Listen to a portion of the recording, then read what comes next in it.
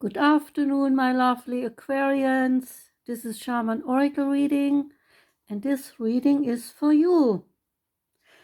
I already put the cards out, and on the left, we start on the left, is the Shaman Dream card called Moon Maiden.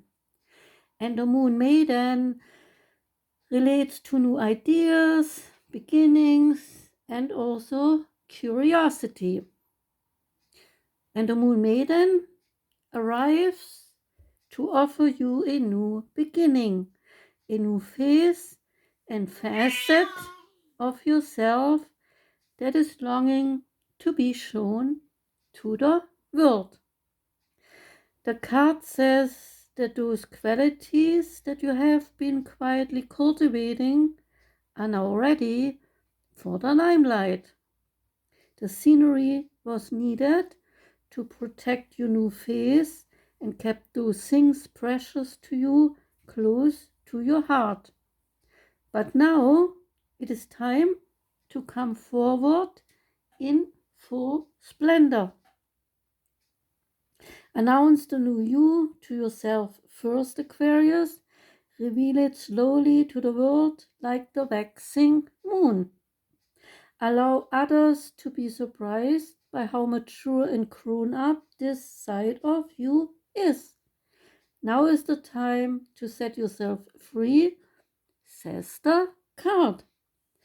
The Moon Maiden belongs only to herself, and she refuses to be intimidated. Shine with your very own light, show radiant curiosity, and feel free to ask anyone who offers you a mouthful of their wisdom, also called dogma by some, because this wisdom is often dogmatic. So ask them, why do you believe this is so? Question everything others assume is a given, and don't allow trauma around you to impact you. Become an unpredictable being, yet an eminently reliable friend. The Moon Maiden invites you to answer only to yourself and reminds you also that you are not anyone's property. Be true to your soul's calling, even if some around you might attempt to capture your light inside a bottle. You know how to rise to the occasion just as unfailingly as the moon does. And when the time comes, you might just once again return to darkness and become enshrouded in mystery until you are ready to return. I personally like the moon. No, not like it. I love the moon energy. I think life would be so much less beautiful without a night sky and no moon shining down on the earth. What is your opinion? Do you love the moon also? Let me know. The angel ancestor card is called Mirror Guardian, and the message of this card is to reflect on your strengths and challenges and how far you have come, Aquarius. Recognize your gifts. The spirit accepts you just the way you are, and even if you should go through a challenging time, the spirit holds you in the highest esteem. The mirror guardian, she is a female angel, and she looks into the mirror of life, inviting you to witness your spiritual strength and beauty. The mirror here relates to your core beliefs and ideas that are reflected back to you by the world. Your life is one big mirror of how you feel within, and the mirror guardian helps you to recognize that. When this card appears in your spread, you are asked to take some time to reflect on where you are right now. Take some inventory, says the Mirror Guardian, an inventory about your life to see what experiences you have made, what challenges you have mastered, what strengths you had to activate to get where you are in life, and all the lessons you have learned during that time. Your angels want you to reflect particularly on the aspects of yourself that you feel have not been acknowledged by others. So, Aquarius, give yourself the approval and the credit you know you truly deserve. Maybe others will follow, says the card. The Divine Feminine card that you got, Aquarius, is called Anandamayi, the joy-permeated mother. Anandamayi, she says, I am my own guru. I know the self that never changes. Anandamayi represents the essence of the never-ending joy that comes when we remember our true self. Nirmala Sundari, the name Amanda was born with, means beautiful one. She was born in the late 19th century in what is now Bangladesh. Her family, they questioned her mental stability because from an early age on, she was always found in bhavas, or ecstatic states of bliss. At age 13, she was married to a man she would later name Bolanat, and it is one of many names given to God Shiva. Literally translated, it means a god or lord of simplicity, innocent, simple, and down to earth. Anandamayi had a good husband, this Bolanat, who supported her life, being a mystic and a saint. At age 26, Nirmala enacted her own spiritual initiation, and the ceremony and the rites were spontaneously revealed to her from within.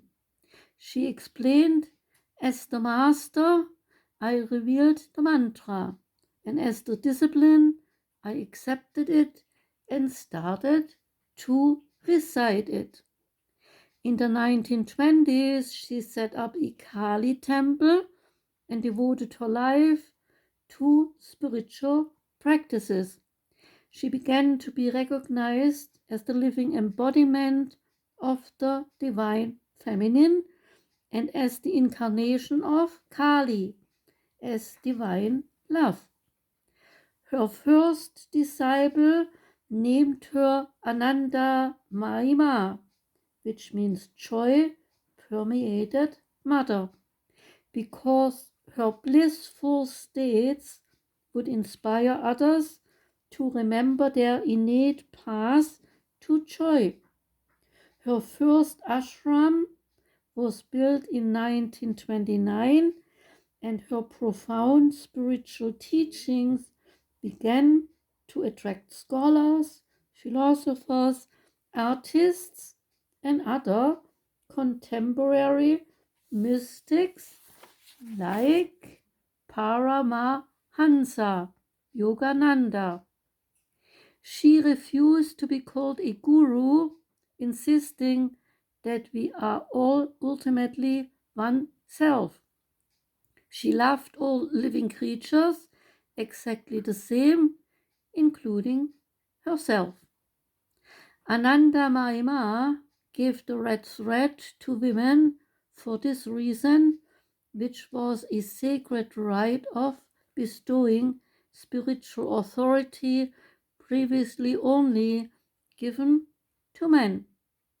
There is a passage in the autobiography of a yogi relating to Paramahansa Yogananda, who had an encounter with Anandamayi, asking her how it came that she was always so joyful and why she could enter the state of bliss from one second to the next. And she explained to him that she was aware that no matter what would happen to her, she would remain the same. As a little girl, as a young woman, she was the same. And now, sitting in front of Paramahansa Yogananda, asking her these questions, she was still feeling the same. And even after death, she said, though the dance of creation changes around me, I shall be the same. This is self-realization merging with the aspect within us that never changes. Every action one takes toward the goal is sacred. There is a deep, calm, abiding joy that arrives when we can merge with the aspect of us that never changes. Once we realize that we are an aspect of the divine that remains the same, no matter how much change surrounds us, then we get to arrive at a joy that lives at the core of our being. Last card is the animal spirit card, Hyena. From all the cards, this one had to come out because I say truly hyenas are not one of the animals I'm personally too fond of, but the cards have their own dynamic. So this card came out, the hyena. What is there to learn about hyenas? Well, hyena personalities are supposedly having humor, wit, and even sarcasm. Hyenas teach us to be light of heart, mind, and spirit while helping us to identify who has our back when we need it most. Native Americans, they had no hyena as an animal spirit card simply because there are no hyenas in North America. They get a bad rap, the hyenas, because they are scavengers and they can be called the world's cleaning crew. Hyenas are an essential part of the African ecosystem. They waste nothing and they teach humankind the value of things.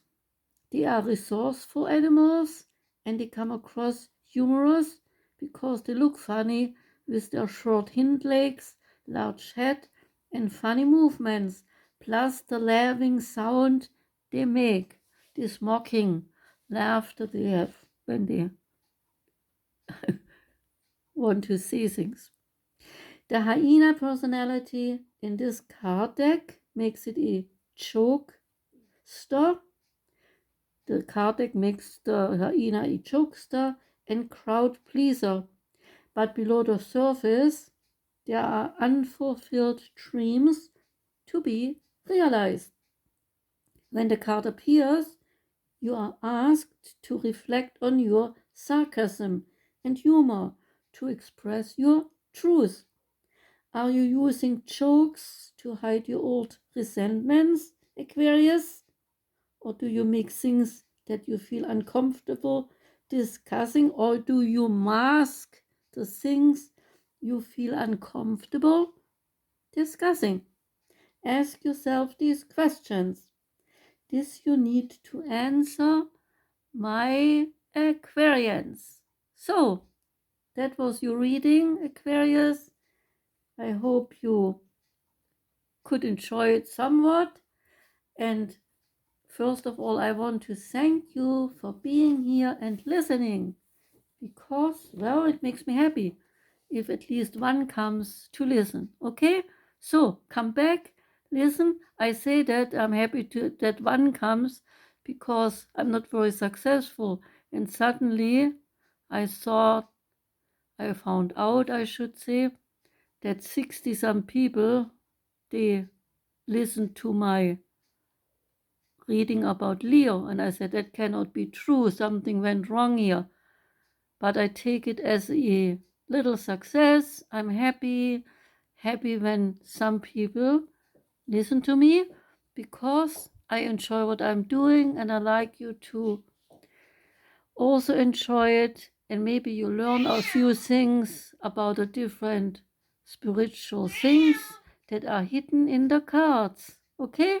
So I thank everyone for coming. Come back and listen, because even if you don't come back, I continue doing what I'm doing, but it makes me happy if somebody comes. Okay? So have a wonderful Saturday. Enjoy the weekend, Aquarius, and stay the way you are, Aquarians. I love you all, and goodbye.